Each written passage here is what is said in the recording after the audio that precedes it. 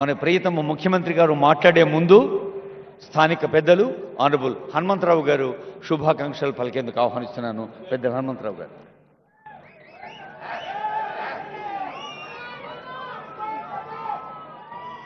సభకు నమస్కారం. తెలంగాణ ముఖ్యమంత్రి మా మిత్రుడు 4 సంవత్సరాలలోనే ఈ రాష్ట్రంలో ముఖ్యమంత్రి అయినటువంటి ఏకైక వ్యక్తి భారతదేశంలో ఎవరు లేరు. ఆయన పేరే రేవంత్ రెడ్డి. అదేవిధంగా మన తెలంగాణ ముఖ్యమంత్రి పొన్నం ప్రభాకర్ ఇన్ఛార్జ్, అదేవిధంగా జూపల్లి కృష్ణారావు గారు, అదేవిధంగా మా చెల్లె మేయర్ విజయలక్ష్మి గారు, అదేవిధంగా అనిల్ కుమార్ యాదవ్ గారు, అదేవిధంగా మా అక్క సీతక్క, అదేవిధంగా వీవులక్క, వీరందరూ వచ్చారు. వేదిక పైన కార్పొరేటర్సు, అదేవిధంగా సీనియర్ నాయకులు అందరూ ఉన్నారు. అందరికీ నా హృదయపూర్వక ధన్యవాదాలు. మిత్రులారా, నేను అంబర్పేటలో పుట్టినా, అంబర్పేటలోనే పెరిగినా. మా అక్కలు, మా చిన్నమ్మలు తరతరాల నుంచి ఈ బతుకమ్మ గుంటలో బతుకమ్మ ఆడేది. నేను చిన్న ఉన్నప్పుడు ఈతో కూడా కొట్టినా.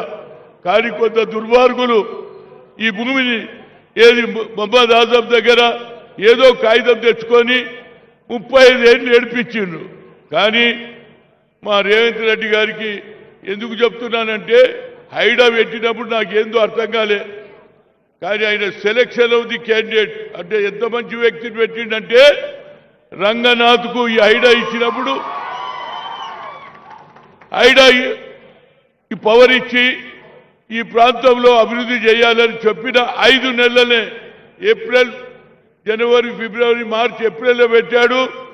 5 నెలలనే పూర్తి చేశాడు. అంటే అటు జ్యుడిషియరీతో ఏది లాయర్లతో మాట్లాడడం, దాంతో పాటు ఇక్కడ పని కూడా మొదలు పెట్టడం.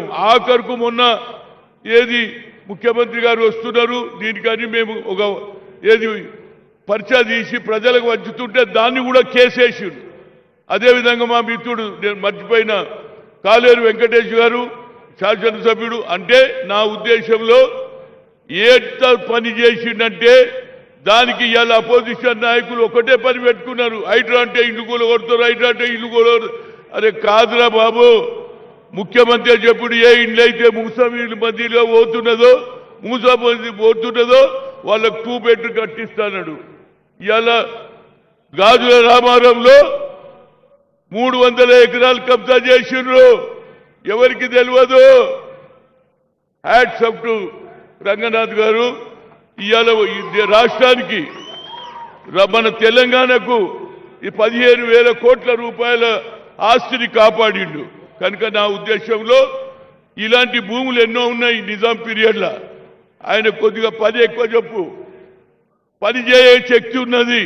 ఎందుకు చెప్తున్నానంటే, నేను వెంగళరావు గారిని చూసిన selection of the IAS, selection of the IPS, ఆయనకు తెలియకుండా ఆఫీసర్లను మంచి వాళ్ళు పెట్టుకున్నారు కాబట్టి వెంగళరావుకు మంచి పేరు వచ్చింది. అట్లనే అలాంటి వ్యక్తులను మీరు ఆఫీసర్లను పెట్టుకుంటే మీకు మంచి పేరు వస్తుంది, రాష్ట్రానికి మంచి పేరు వస్తుంది.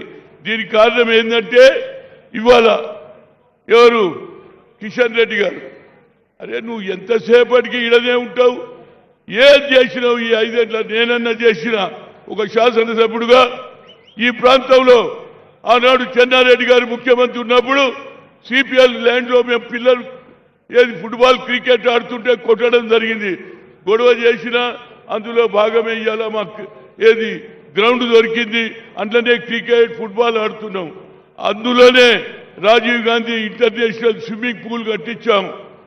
అదేవిధంగా ఇవాళ బతుకమ్మ కుంట చెప్పడంతో ఇమీడియట్గా రంగనాథ్ పిలిచి చెప్పావు. I hats off to Ranganath garu. అదేవిధంగా ఇంకా 2 పనులు ఉన్నాయి. ఆనాడు ఏది రాజశేఖర రెడ్డి గారు ఉన్నప్పుడు ఆనాడు ఇక్కడ ఏది ఫౌండేషన్ కూడా చేసినాం గౌతు లచ్చన్న పేరు మీద. కానీ ఆయన పోయిన తర్వాత జ్యోతిరావు పూలే ఆడిటోరియం కట్టిమన్నాం. అది కూడా మొహమ్మద్ ఆజం సరెండర్ ల్యాండ్ కనుక దాన్ని ఈ ప్రాంతం ఇప్పుడే మా మిత్రుడు ఎమ్మెల్యే చెప్పిండు కదా, ఇక్కడ బడుగు బలైన వర్గాలు ఎక్కువ ఉన్నారు, పేదవాళ్ళు ఎక్కువ ఉన్నారు. చిన్న చిన్న ఫంక్షన్స్, బర్త్డేనా, అదేవిధంగా మ్యారేజా, అదేవిధంగా యూనివర్సిటీకి దగ్గర ఉంది, లైబ్రరీ కూడా వస్తుంది. అది నిజంగానే గవర్నమెంట్ సన్నద్ధ చేసిన ల్యాండ్ ఉమాదాసం, దాన్ని కూడా ఆక్రమించుకోవాలి కొందరు ప్రయత్నం చేస్తున్నారు. అదేవిధంగా స్కూల్కు ఉర్దూ మీడియం, తెలుగు మీడియం అది కూడా సరెండర్ చేసిన ల్యాండే ఏది మొహమ్మద్ ఆజం, కనుక దాన్ని కూడా పూర్తి చేయాలని. అదేవిధంగా ముఖ్యమంత్రి గారు ఇవాళ అనవసరంగా కొందరు ఏది హైడాను అనవసరంగా అన్పాపులర్ చేస్తున్నారు. ఆయన అన్పాపులర్ కాదు. ఇవాళ మొన్న వర్షాలు వస్తే నేను చూసిన ఎన్ని ఇమీడియట్ గా పోతున్నాడు ఆ ప్రాంతానికి. అదేవిధంగా ఇక్కడ కలెక్టర్ గారు ఉన్నారు, వారందరూ కూడా చూస్తున్నారు. ఎందుకంటే నా ఉద్దేశంలో Hyderabad number 1 city, being a former sports minister, I'm really appreciating you. భారతదేశంలో ఇక్కడ స్పోర్ట్స్ గ్రౌండ్ ఉన్న స్పోర్ట్స్ సిటీ చేసిన వాడు ఎవరు లేడు, ఒక పటియాలాలో ఉన్నది.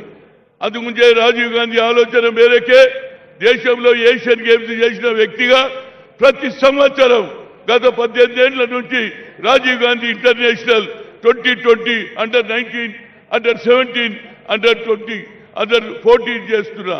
కనుక మీరు ఆ స్పోర్ట్స్ మొదలు పెడితే యావత్ భారతదేశ ప్రజలందరూ కూడా, అదేవిధంగా ముఖ్యమంత్రులకు మీరు రాజీవ్ గాంధీ ఆలోచన కన్యాకుమారి నుంచి కశ్మీర్ తరిగి ఈ ప్రాంతంలో ఏం చెప్పిండు, జిత్నా హిస్సేదారి యుక్తి భాగీదారి అన్నాడు. We come to the power, will conduct caste wise census అన్నాడు. ఈ భారతదేశంలో మొదటి వ్యక్తి నువ్వే ఇంప్లిమెంట్ చేసినావు. నేను 10 జిల్లాలు తిరిగిన తర్వాత సిద్ధరామయ్యను కామారెడ్డిలో 42 అనౌన్స్ చేసిరు. అది ఇంప్లిమెంట్ చేస్తుంటే అసెంబ్లీలో మీరు బిల్ పాస్ చేస్తారు, అది అన్ని పార్టీలు చేస్తుంది, కానీ మళ్ళా కోర్టుకు పోతున్నారు. అంటే మేము బతుకొద్దురా బాబు, మేము బడుగు బలైన పైకి రావద్దా? సిడబ్ల్యూసీలో నిర్ణయం తీసుకున్నారు. ఏది ఈబీసీ అంటే నేను ఏదో అనుకున్నా. ఈబీసీ అంటే ఎక్స్ట్రీమ్ బ్యాక్వర్డ్ క్లాస్, అంటే సాకల్వాడు మంగళవాడు కిందోడు, వాళ్ళకు కూడా పైకి రావాలంటున్నారు. తప్పనిసరిగా మీరు 42% ఇవ్వండి జిల్లా పరిషత్లో, అదేవిధంగా లోకల్ బాడీలో మా పిల్లలు కూడా భవిష్యత్తులో వస్తారు. గతంలో సోనియా గాంధీ కూడా ఐఐటి ఐఐఎంలో రిజర్వేషన్ లేదని సుప్రీంకోర్టు కొట్టేస్తే ఆ రోజులు మా తల్లి దగ్గర పోయినా, అమ్మా talent is not anybody's property, God has given everybody, we should give opportunity అంటే ఆమె మన్మోహన్ సింగ్ బిల్లు పార్లమెంట్లో బిల్లు పెడితే బిల్లు పాస్ అయింది. ఇవాళ మా పిల్లలు ఒక్కొక్కటి 1,40,000 సంపాదిస్తున్నాడు. All India Institute of Medical Sciences చదువుతున్నాడు, డాక్టర్లు అవుతున్నారు. ముఖ్యమంత్రి గారు ఈ 2 ఏది మహాత్మా జ్యోతిరావు పూలే ఇంకో స్థలం, అది ఉర్దూ మీడియం తెలుగు మీడియంకి ఇస్తే నీకు మంచి పేరు వస్తుంది. అదేవిధంగా ఏదైతే మూసి బ్రిడ్జ్ కడుతున్నారో కొందరు ఇండ్లు పోతున్నాయి, దానికి కొద్దిగా వాళ్ళందరూ వచ్చి నాకు రిప్రజెంటేషన్ చేసిర్రు. దయచేసి వాళ్ళ 50 ఇండ్లు పోతున్నాయి, వాళ్ళకు కూడా మీరు న్యాయం చేయాలని చెప్తూ ఇప్పటికే చాలా కాలం సిద్ధమైంది. ఈ మందందరూ కూడా ఎవరు చూస్తున్నారు, ముఖ్యమంత్రి గారు ఎప్పుడు మాట్లాడతారు, ఎప్పుడు సీటీలు కొట్టాలి, ఎప్పుడు రొల్లు పెట్టాలని చూస్తున్నారు, వారిని మాట్లాడమని కోరుతున్నాను.